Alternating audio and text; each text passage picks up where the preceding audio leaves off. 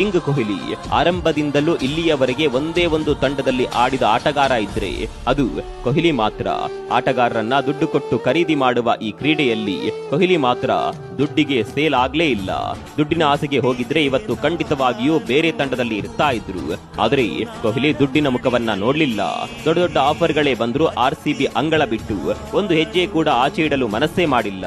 ನಿಮ್ಗೆ ಯಾಕೆ RCB ಅಂದ್ರೆ ಅಷ್ಟು ಪ್ರೀತಿ ಅಂತ ಕೇಳಿದರೆ ಕೊಹ್ಲಿ ಏನ್ ಹೇಳ್ತಾರೆ ಗೊತ್ತಾ? ಕೊಹ್ಲಿ ಆಡಿದ ಆ ಮಾತುಗಳು ನಿಷ್ಠೆ ಅಂದ್ರೆ ಏನು ಅನ್ನೋದಕ್ಕೆ ಸಾಕ್ಷಿ ಹೇಳ್ತಾವೆ. ಆರಂಭದಲ್ಲಿ ಅನೇಕ ಫ್ರಾಂಚೈಸಿಗಳಿಗೆ ನನ್ನನ್ನ ಆಯ್ಕೆ ಮಾಡಲು ಅವಕಾಶ ಇತ್ತು, ಆದರೆ ನನ್ನ ವೃತ್ತಿ ಜೀವನದ ಆರಂಭದಲ್ಲಿ ಯಾರೂ ಕೂಡ ಬೆಂಬಲಿಸಲಿಲ್ಲ. ಆದರೆ RCB ನನ್ನ ಮೇಲೆ ನಂಬಿಕೆ ಇಟ್ಟು ನನಗೆ ಅವಕಾಶ ಕೊಡ್ತು. ಯಾರೂ ಕೂಡ ನಂಬಿಕೆ ಇಡದಿದ್ದಾಗ ನನ್ನ ಸಾಮರ್ಥ್ಯದಲ್ಲಿ RCB ಇರಿಸಿದ ನಂಬಿಕೆಯನ್ನ ಎಂದಿಗೂ ಕೂಡ ಮರೆಯಲು ಸಾಧ್ಯವಿಲ್ಲ. ಅಂದು ನನಗೆ ಬೇರೆ ಯಾರೂ ಕೂಡ ಬೆಂಬಲಿಸಲಿಲ್ಲ, ಅವರು ನನ್ನನ್ನ ನಂಬಲಿಲ್ಲ. ಹೀಗಾಗಿ ಆರಂಭದಲ್ಲಿ ನನ್ನ ಮೇಲೆ